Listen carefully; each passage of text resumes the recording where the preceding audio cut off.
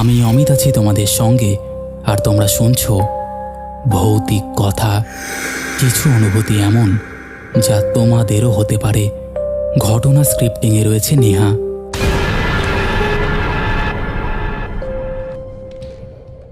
Welcome back. কেমন আছো বন্ধুরা? আমি জানি তোমরা অনেক ভালো আছো। তার কারণও আমি জানি। তার কারণ আমাদের এই পরিবার 1,00,000 সদস্য কমপ্লিট করতে চলেছে। আর সামান্য 500 সদস্য কমপ্লিট করতে হবে, মানে সাবস্ক্রাইব করতে হবে। এবং আমি জানি অনেকে আছো যারা প্রতিনিয়ত ঘটনা শোনো, কিন্তু এখনও এই আমাদের পরিবারে সাবস্ক্রাইব করে যুক্ত হওনি। তাদেরকে বলবো প্লিজ তোমরা সাবস্ক্রাইব করে আমাদের খুব তাড়াতাড়ি 1,00,000 সাবস্ক্রাইবারে পৌঁছে দাও, যাতে আমরা একটা মাইলস্টোন কমপ্লিট করতে পারি আর কিছু স্পেশাল আনতে পারি। আজকে তোমরা শুনবে দুটো ঘটনাই বেশ বড়ই বলতে পারো, কারণ ন্যাচারালি আমরা 3টি ঘটনা রাখি এবং 3টি ঘটনা দিয়েই আমাদের এই পরিবারের যে এপিসোডগুলো সেগুলো কমপ্লিট হয়। তবে আজকে তোমরা দুটো ঘটনা শুনেই আজকের মতন এখানেই শেষ করব। তো আর দেরি করছি না, প্রথম ঘটনাটা শুরু করা যাক। নমস্কার অমিতদা, আজকে তোমাকে আমি যে ঘটনাটা পাঠাচ্ছি, এই ঘটনাটা আমার জীবনে ঘটে যাওয়া ঘটনা নয়। এই ঘটনাটা ঘটেছিল আমারই এক পরিচিত বা আমারই বান্ধবী বলতে পারো, মৌসুমীর সঙ্গে। মৌসুমী ছোট থেকেই পড়াশোনায় বেশ ভালো। তার প্রথম থেকে ইচ্ছে ছিল সে ডাক্তার হবে। তাই ডাক্তার হওয়ার আকাশ ছোঁয়া স্বপ্ন আর বুক ভরা জেদ নিয়ে 2021 সালের জুলাই মাসের এক দুপুরে রাজস্থানের কোটা শহরের রেলওয়ে স্টেশনে এসে নেমেছিল। মুম্বাইয়ের মায়ানগরীর বিলাসবহুল জীবন আর সমুদ্রের আর্দ্র হাওয়া ছেড়ে এই ধূসর রুক্ষ কোচিং হাবের ঘিঞ্জি গলিতে নিজেকে মানিয়ে নেওয়াটা প্রথম থেকেই তার জন্য এক মস্ত বড় চ্যালেঞ্জ ছিল। ভারতের বিভিন্ন প্রান্ত থেকে আসা হাজার হাজার স্বপ্নচারী শিক্ষার্থীদের ভিড়ে মৌসুমীও নিজেকে সঁপে দিয়েছিল এক নির্মম প্রতিযোগিতার দৌড়ে। প্রথম দিকে সে শহরের কেন্দ্রস্থলে অবস্থিত একটি বেশ নামী এবং সুরক্ষিত গার্লস হোস্টেলে নিজের জন্য একটা রুম নেয়। সেখানে পড়াশোনার পরিবেশও ছিল চমৎকার। চারপাশের মেয়েরাও ছিল বেশ বন্ধুভাবাপন্ন এবং মৌসুমী ভেবেছিল তার এই কঠিন লড়াইয়ের দিনগুলো হয়তো অত্যন্ত শান্তিতেই কেটে যাবে। কিন্তু ভাগ্য বোধহয় তার জন্য অন্য কোনো এক অন্ধকার চিত্রনাট্য লিখে রেখেছিল। কোঠায় আসার ঠিক মাস 3 পর অক্টোবরের শেষের দিকে আচমকা এক রাতে হোস্টেল কর্তৃপক্ষ একটি জরুরি নোটিশ জারি করে। সেই নোটিশে লেখা ছিল যে আগামী শিক্ষাবর্ষ থেকে এই পুরো বহুতল ভবনটিকে সম্পূর্ণভাবে একটি বয়েজ হোস্টেলে রূপান্তরিত করার সিদ্ধান্ত নেওয়া হয়েছে। তাই সবাইকে আগামী বর্ষের মধ্যে এই হোস্টেলটা ছেড়ে দিতে হবে। মালিকপক্ষের এই আকস্মিক ও দায়িত্ব জ্ঞানহীন বাণিজ্যের সিদ্ধান্তের ফলে মৌসুমী সহ সেখানকার প্রায় প্রত্যেকটা ছাত্রীকেই চরম বিপাকে পড়তে হয়েছিল। মাঝ স্টেশনে আচমকা অন্য কোথাও থাকার জায়গা খুঁজে পাওয়া কোটার মতো শহরে খড়ের গাদায় সূঁচ খোঁজার মতন দুঃসাধ্য ছিল। মৌসুমী মরিয়া হয়ে এগুলি ওগুলি ঘুরতে শুরু করলো, কারণ সামনেই তার অত্যন্ত গুরুত্বপূর্ণ মক টেস্ট সিরিজ এবং মাথার উপর পড়ার পাহাড় সমান চাপ। ঠিক এইরকমই এক অসহায় মুহূর্তে এক স্থানীয় অটোচালকের মাধ্যমে সে খোঁজ পেল শহরের একদম শেষ প্রান্তে এক নির্জন বায়োলিনের মাথায় অবস্থিত পুরনো 3তলা এক হোস্টেলের।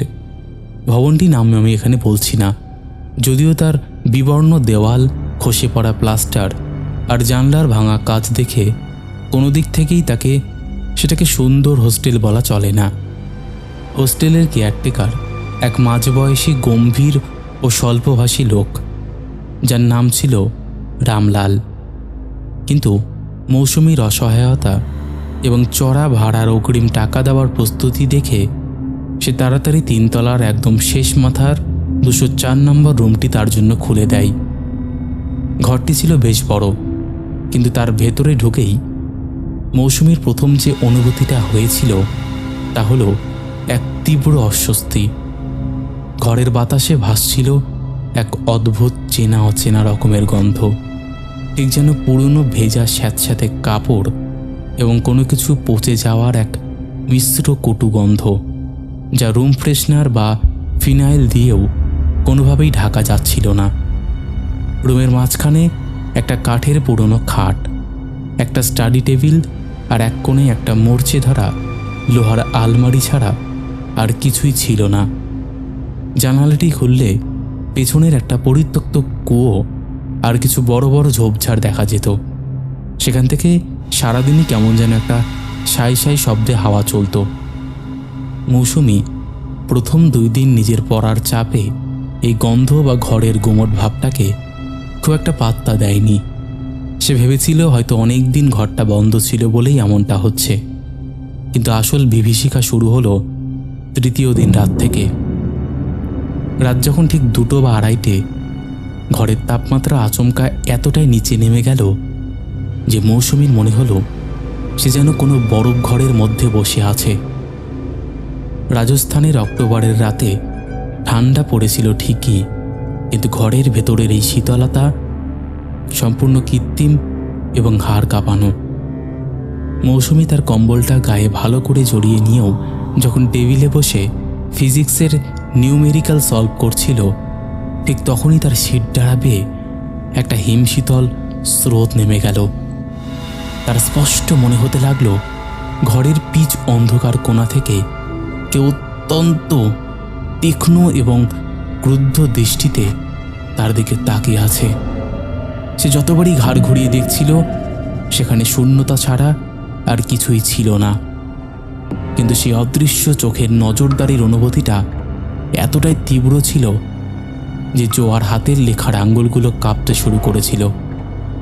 সে পড়ার টেবিলের ল্যাম্পটা নিভিয়ে দিয়ে তাড়াতাড়ি খাটে গিয়ে শুয়ে পড়ল এবং নিজেকে সম্পূর্ণ কম্বলের নিচে লুকিয়ে ফেলল। কিন্তু ঘুম তাকে রেহাই দিল না, বরং ঘুমন্ত অবস্থাতেই তার জীবনে নেমে এলো এক অবর্ণনীয় প্যারালাইসিস বা বোবায় ধরার মতন শারীরিক ও মানসিক অত্যাচার। মাঝরাতে হঠাৎ জোয়ার মনে হলো তার পুরো শরীরটা পাথর হয়ে গেছে। সে চাইলেও নিজের একটা আঙ্গুল পর্যন্ত নাড়াতে পারছে না। তার চোখ দুটো খোলা ছিল। সে দেখতে পাচ্ছিল ঘরের সিলিং ফ্যানটা খুব ধীর গতিতে ঘুরছে, কিন্তু তার বুকের ঠিক মাঝখানে কে যেন এসে বসেছে, প্রচণ্ড ভারী, যেন কয়েকশো কেজির একটা লোহার চাই তার বুকের পাঁজরগুলোকে গুড়িয়ে দিতে চাইছে। মৌসুমী চিৎকার করে তার মাকে ডাকতে চাইল, কিন্তু তার মুখ থেকে কোনো শব্দ বের হলো না।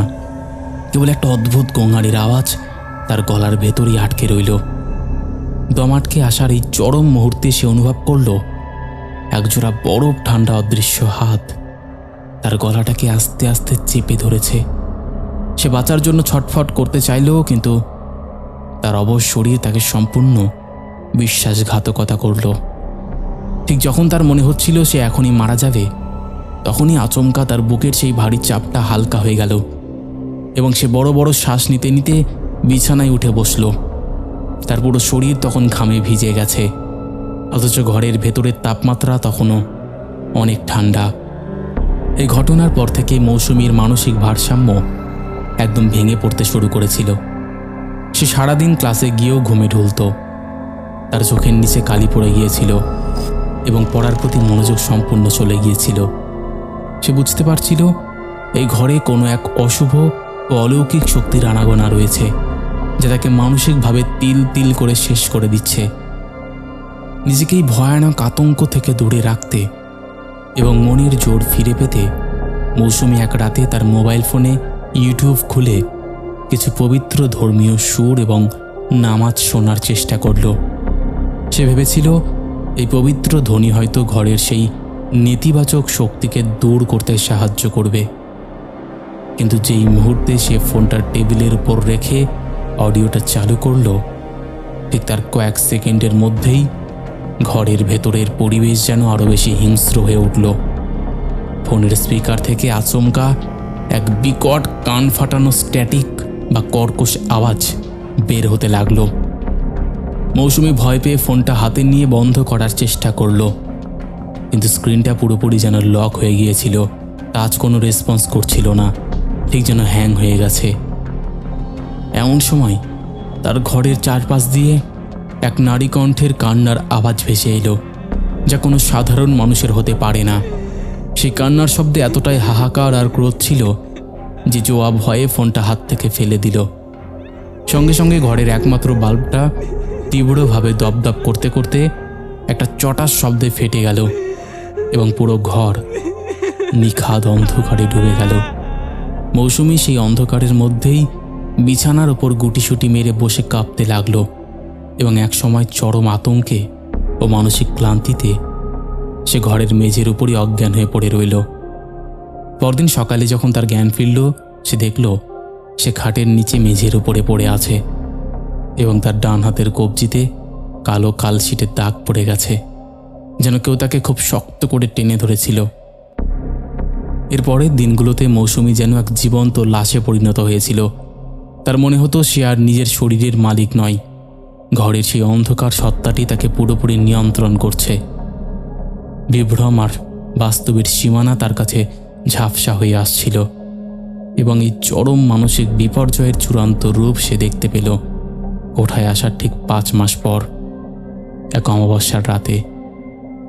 সেদিন রাত প্রায় 1টা নাগাদ জোয়ার আচমকার ঘুমটা ভেঙে গেল এক অদ্ভুত কাঠের ক্যাচ ক্যাচ আওয়াজে।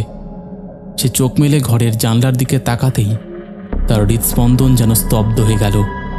চাঁদের ফ্যাকাশে আলোয় সে দেখতে পেল জানলার ঠিক পাশে যে দেওয়ালটা রয়েছে সেখানে একটা দীর্ঘ, কুৎসিত এবং অদ্ভুতভাবে বাঁকানো এক নারীর ছায়া স্থির হয়ে দাঁড়িয়ে আছে।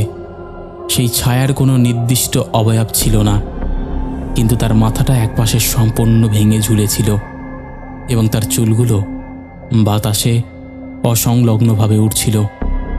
জোয়া ভয়ে নিজের চোখ বন্ধ করে নেওয়ার চেষ্টা করল, কিন্তু তখনই এক অলৌকিক ও জোরপূর্বক আকর্ষণে তার ঘাড়টা ঘরের সিলিং বা ছাদের দিকে ঘুরে গেল।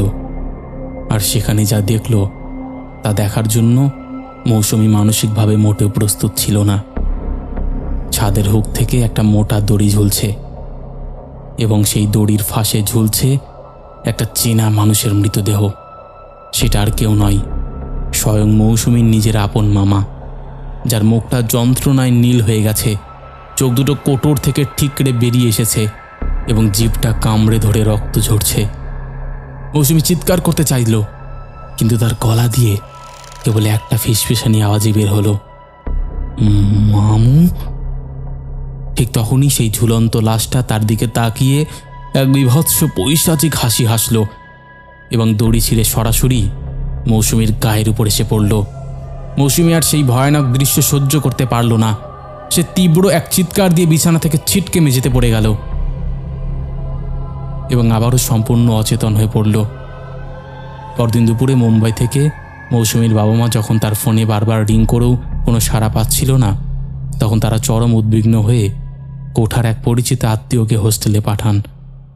সে আত্মীয় হোস্টেলের রুমে এসে মৌসুমীকে অর্ধমৃত, প্রায় উন্মাদ অবস্থায় মেঝের উপর পড়ে থাকতে দেখেন। মৌসুমীর এই ভয়ানক শারীরিক ও মানসিক অবস্থা দেখে তার পরিবার পরদিনই মুম্বাই থেকে কোঠায় ছুটে আসে। তারা মৌসুমীকে তৎক্ষণাৎ সেই হোস্টেল থেকে বের করে শহরের একটা ভালো হাসপাতালে ভর্তি করায়।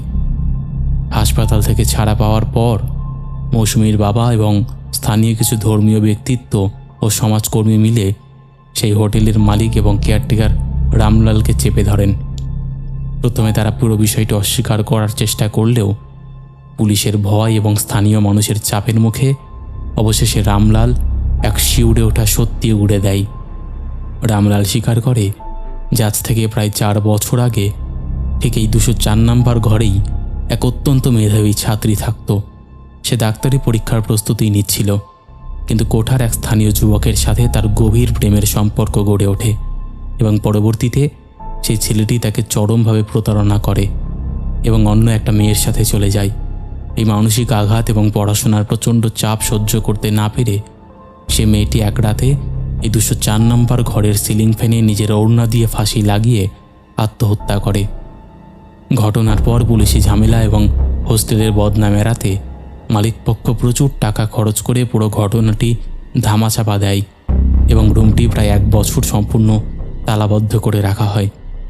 কিন্তু পরবর্তীতে যখন হোস্টেলের ব্যবসা মন্দ হতে শুরু করে এবং অন্য রুমগুলোর উপর চাপ বাড়ে, তখন লোভী মালিক রুমটি আবারও নতুন শিক্ষার্থীদের জন্য খুলে দেওয়ার সিদ্ধান্ত নেয়।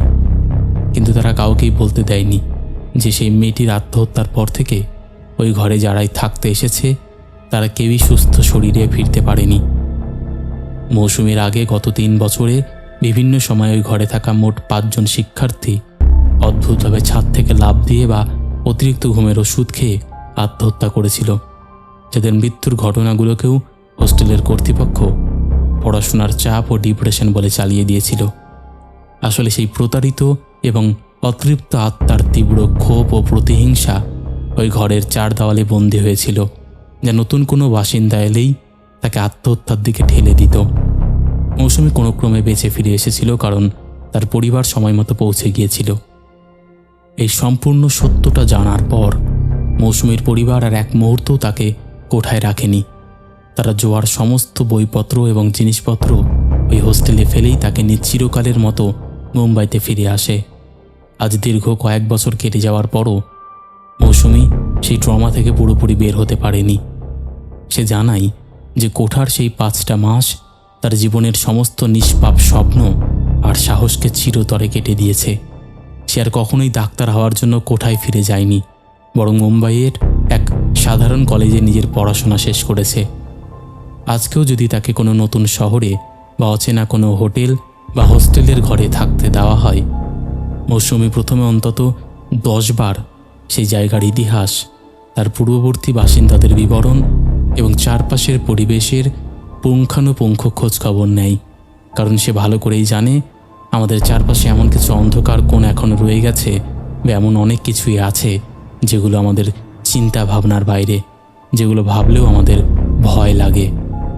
আমি নিজেও জীবনে অনেক কিছু ফিল করেছি যেগুলো শুনলে হয়তো আরও তোমাদের ভয় লাগতে চলেছে। সেগুলো না হয় কোনো একদিন পাঠাবো, আজকে এখানেই শেষ করলাম। ঘটনাটা তোমাদের কেমন লেগেছে তোমরা অবশ্যই সেটা কমেন্ট করে জানিও। অমিতদা, ভালো লাগলে পড়ে শুনিও। বন্ধুরা, এই ছিল আমাদের আজকের প্রথম ঘটনা। কথাটা একদম সত্যি। আমাদের এই পৃথিবীতে এমন অনেক কিছু আছে যেগুলো আমরা ব্যাখ্যা করে তার কুল কিনারা খুঁজে পাবো না। এমন অনেক কিছু আছে যেগুলো আমরা হয়তো ভাবতেও পারি না। যাই হোক, এই ছিল ঘটনা। আশা করছি তোমাদের ভালো লেগেছে। কেমন লেগেছে অবশ্যই তোমরা সেটা কমেন্ট করে জানিয়ে দাও। তোমাদের মধ্যে এখনও যারা এই পরিবারে যুক্ত হওনি তারা যুক্ত হয়ে যাও। যারা ভাবছো ঘটনা শেয়ার করব, তাদের বলবে একদম দেরি না করে ঘটনা শেয়ার করে দাও। আর একটা কথা, ভৌতিক কথা কোনো রকম অন্ধবিশ্বাস, কোনো রকম কুসংস্কার বা কোনো রকম নেগেটিভিটিকে প্রশ্রয় দেয় না। ভৌতিক কথার কাজ শুধুমাত্র মানুষের জীবনে ঘটে যাওয়া ঘটনা সকলের সামনে তুলে ধরা, নচেত আর কোনো উদ্দেশ্য নেই। তাই যারা বিশ্বাস করছো না তারা এগুলোকে এন্টারটেনমেন্টের জন্যই নিয়ে নাও। চলো এবার আমরা শুরু করে দিচ্ছি পরের ঘটনা। অমিতদা, আমি কার্তিক। আজকে তোমাকে এমন একটা ঘটনা বলবো না, এই ঘটনাটা শুনে সত্যি কথা বলতে আমি মনে করলেও না আমি তখন থরথর করে কাঁপি। ঘটনাটা আজ থেকে ঠিক 25 বছর আগের। সেই রুদ্ধশ্বাস দিনগুলোর কথা মনে পড়লে এখনও সত্যি বলতে আমি রাতে ঘুমোতে পারি না। কারণ সেই ভয়ঙ্কর ইতিহাসের সাক্ষী ছিলাম আমি নিজেই, যখন আমার নিজের পিসেমশাই সুধাময়বাবু এবং আমার পিসিমা মালতীর সে অভিশপ্ত দাম্পত্য জীবন চোখের সামনে তছনছ হতে যেতে দেখেছিলাম। সালটা ছিল 80-র দশকের একেবারে শেষ দিক। সালটা আমি এক্স্যাক্ট বলছি না, কিন্তু 25 বছরের মতনই হবে, যখন গ্রামীণ সমাজের বদ্ধ হাওয়া আর রক্ষণশীলতার বেড়াজালে একটা মেয়ের ওপর হওয়া সমস্ত অত্যাচারকে খুব সহজেই সংসারের সাধারণ অশান্তি বলে ধামাচাপা দিয়ে দেওয়া হতো। এবং মালতী পিসির জীবনেও তার ব্যতিক্রম হয়নি, যার বিয়ের পর থেকে শুরু হয়েছিল এক অন্তহীন নরক যন্ত্রণা। সুধাময়বাবু বাইরে ভদ্রলোকের মুখোশ পরে থাকলেও ঘরের 4টে দেওয়ালের মধ্যে সে ছিল এক চরম অত্যাচারী এবং মদ্যপ্য পিশাচ। সে সামান্য কারণে মালতী পিসির উপর অত্যাচার করত, কথায় কথায় তার গায়ে হাত তুলত এবং তার চুলের মুঠি ধরে টানতে টানতে ঘরের মেঝেতে আছড়ে ফেলত। অথচ আশ্চর্যের বিষয়, আশেপাশের প্রতিবেশী বা সমাজের লোক সেই আর্তনাদ শুনেও জানলা বন্ধ করে দিত, কারণ তাদের মতে স্বামীর একটু রাগারাগি আর গায়ে হাত তোলা নাকি অত্যন্ত স্বাভাবিক ঘটনা, যা নিয়ে বাইরে চর্চা করা উচিত নয়। মালতী পিসি দিনের পর দিন সেই অপমান আর শারীরিক ক্ষত নিয়ে মুখ বুজে পড়ে থাকত।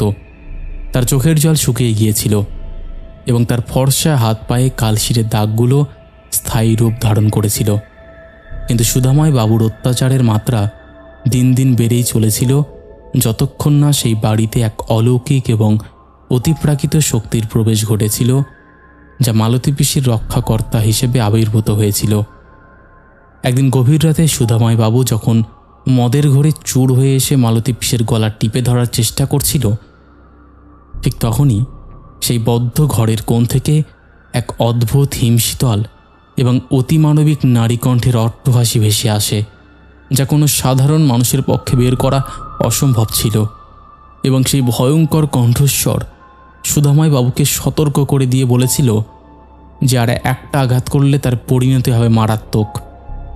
সুধাময় বাবু প্রথমে সেটাকে নিজের মনের ভুল বা মদের ঘোর ভাবলেও আস্তে আস্তে সেই অদৃশ্য উপস্থিতি আরও স্পষ্ট হতে শুরু করে এবং মালতী পিসির আচরণেও এক অদ্ভুত পরিবর্তন লক্ষ্য করা যায়।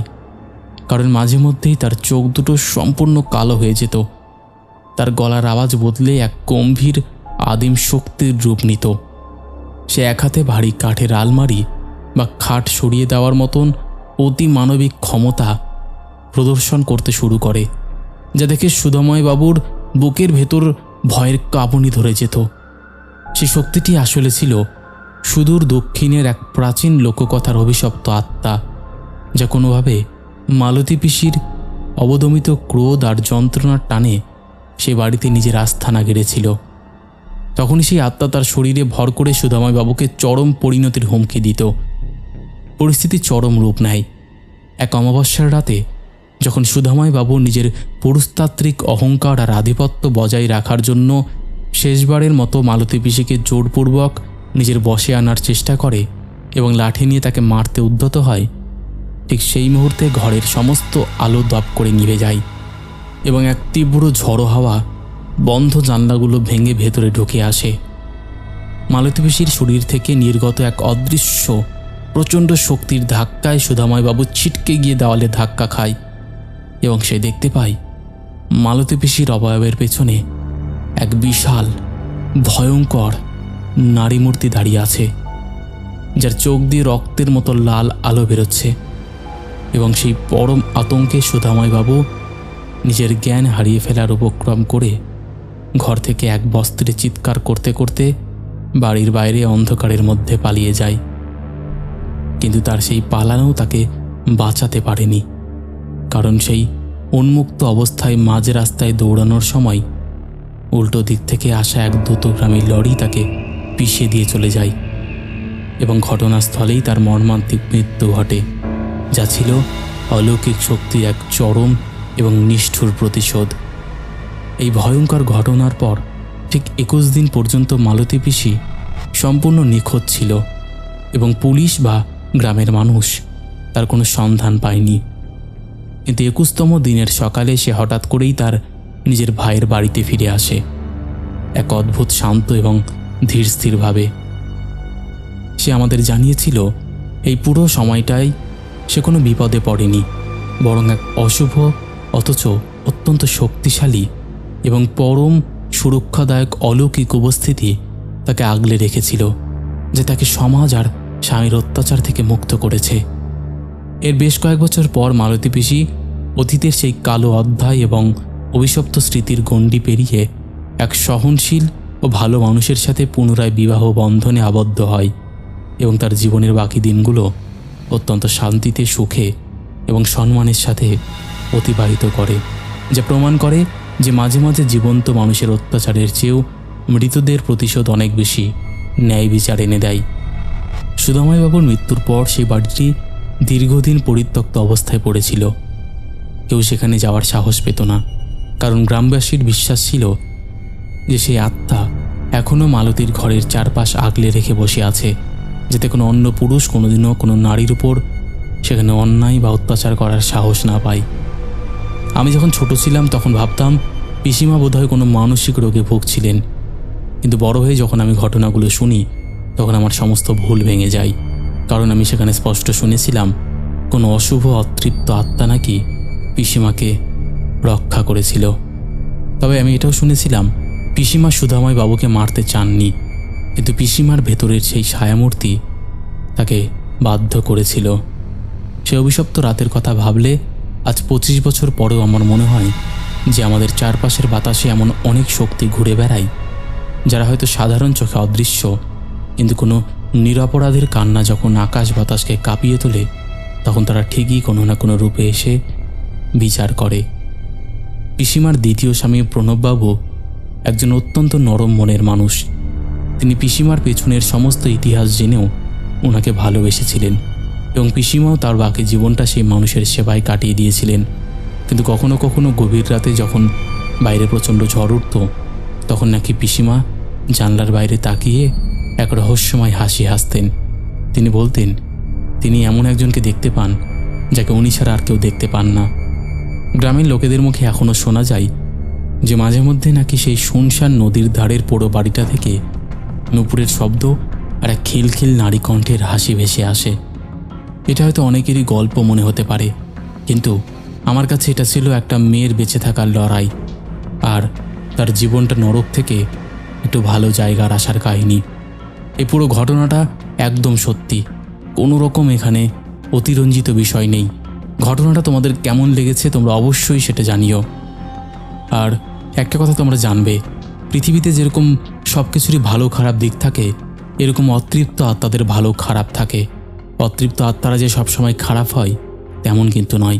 কিছু কিছু অতৃপ্ত আত্মা আছে যারা হয়তো মানুষের ক্ষতি করে না, পারলে তারা উপকার করে। যাই হোক, এই ছিল ঘটনা। যদি ভালো লাগে পড়ে শুনিও, অপেক্ষায় থাকবো ঘটনাটা শোনার জন্য।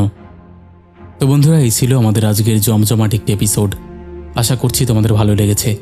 আজকে দুটো ঘটনাই থাক, অন্য একদিন আরও বড় ঘটনা শোনাবো, কিন্তু আজকে দুটো ঘটনাই কিন্তু বড় ছিল। তোমাদের কেমন লেগেছে তোমরা অবশ্যই কমেন্ট করে জানিয়ে দাও। চলো এবার আমরা শুরু করে দিচ্ছি শাউট আউট পর্ব। শেষের এপিসোডে ফার্স্ট কমেন্ট করেছে সুশান্ত সাহা, সেকেন্ড কমেন্ট করেছে মঙ্গল মাঝি, থার্ড কমেন্ট করেছে ল্যাক্স। তিনজনেই লাভ লাভ রিয়াক্ট দিয়েছে। তারপরে কমেন্ট করেছে কিষান ঘোষ, প্রণতি মুখার্জি, বৈষ্ণবী দেবী দাসী, পায়েল মণ্ডল, মানিক হাজরা, জয় দাস। তারপরে আরও কমেন্ট করেছে অঞ্জলি মণ্ডল, মুসলিমা খাতুন, রূপসী মাজিল্লিয়া, আরমান খান, রাখি মজুমদার। তারপরে আরও কমেন্ট করেছে পাপড়ি দোলা, অঞ্জলি মণ্ডল, আকাশ দণ্ডপাঠ লিখেছে প্লিজ একবার আমার নামটা নিয়ে বলবেন, আমার নাম আকাশ দণ্ডপাঠ। হ্যালো আকাশ। তারপরে কমেন্ট করেছে ইজমালি, ফ্রি টাইম লিখেছে প্রেতকথার গৌরবদার ঘটনাটা শুনলে? না ভাই, আমি তো শুনিনি, কী হয়েছে? তারপরে কমেন্ট করেছে অর্ণব বেরা, বৈষ্ণবী দেবী দাসী, সৌভিক মণ্ডল, অমিতা ঠাকুর। তারপরে কমেন্ট করেছে পম্পাদি, লিখেছে ভাই হাতে ফোন নিয়ে বসে আছি, ঘটনা আসবে বলে অপেক্ষা করছি। ঠিক আছে ভাই, ঠিক সময় ঘটনা পেয়ে গেছি, okay bye, good night. Good night. তারপরে কমেন্ট করেছে তুষণ, ঋত্বিক পাত্র, মোহাম্মদ, কার্তিক সাহা, মিডিট লিখেছে বাগনানের কোন রোডে ঘটনাটা ঘটেছিল? আমি তো ঠিক বলতে পারবো না ভাই। তারপরে কমেন্ট করেছে কার্তিক সাহা, এমডি রিফাত লিখেছে দাদা তোমার বড় একটা ফ্রেন্ড, আমি বাংলাদেশে থাকি, আমার নামটা নেবে, আমার নাম মমিন। হ্যালো মমিন। তারপরে কমেন্ট করেছে গেমার জয়, ইট সৌমিত্র, অয়ন দাস, সঙ্গীতা মজুমদার, শিল্পা চ্যাটার্জি, মধুমিতা ভট্টাচার্য, লক্ষ্মণ সর্দার, সুস্মিতা মণ্ডল, অসীম দাস, এমডি মোয়াজবুনিয়া, সুভাষ বৈদ্য লিখেছে হাই অমিতদা, তুমি কেমন আছো? আশা করি তুমি ভালো আছো এবং ভৌতিক চ্যানেলের বন্ধুরা ভালো আছে। অমিতদা, কয়েক সপ্তাহ ধরে তোমার ভৌতিক ঘটনাগুলো শুনতে পাইনি ঠিক টাইম মতন, আবার চলে এলাম তোমার চ্যানেলের ঠিক সময় মতো ঘটনা শুনতে। নো প্রবলেম, কিন্তু এবার থেকে শুরু করে দাও। মলয় চক্রবর্তী লিখেছে রেল লাইনের ঘটনা দেখেই মনে হচ্ছে এপিসোডটা দুর্দান্ত হবে, একদম আগের দিনের ঘটনাগুলো না ভয়ঙ্কর ছিল যাকে বলে। তারপরে কমেন্ট করেছে অর্ণব বেরা, মৌসুমী হালদার, অমিত রয়, শান্তর দুনিয়া লিখেছে চলে এলাম তোমার মুখে ভয়ঙ্কর ঘটনা শোনার জন্য অমিত ভাই, আমি মধ্যমগ্রাম থেকে, তুমি কেমন আছো? ভালো আছি গো, তুমি কেমন আছো? তারপরে কমেন্ট করেছে আদিম আমিম, লিখেছে ঘটনা তিনটি খুব ভয়ঙ্কর ছিল, ভালো লাগলো, বাংলাদেশ ঢাকা থেকে শুনছি, থ্যাংক ইউ। তারপরে কমেন্ট করেছে রিম্পি বিশ্বাস, গীতা গোস্বামী, অমিতা ঠাকুর লিখেছে এসে গেছি অসাধারণ সব ঘটনা শুনতে, জানি ভালো হবেই, একদম তারপরে কমেন্ট করেছে মলি পাল, মিনতি দাস, বৈষ্ণবী দেবী দাসী লিখেছে ওয়াও, প্রতিদিন আমরা ইউনিক ঘটনা পাচ্ছি। হ্যাঁ, তোমরা এভাবে ইউনিক ঘটনা পাঠাতে থাকো, আমি ইউনিক শোনাতে থাকবো। তো বন্ধুরা, এই ছিল আমাদের আজকের এপিসোডে মোটামুটি যারা কমেন্ট করেছিল। আরও অনেকে কমেন্ট করেছে, সবার নাম পড়া তো আর পসিবল না। যাই হোক, আজকের মতন এখানেই শেষ করছি। তোমরা একটু তাড়াতাড়ি কমেন্ট করার চেষ্টা করো যাতে আমি তোমাদের নামগুলো নিতে পারি। আবার দেখা হবে নতুন কোনো ঘটনা নিয়ে।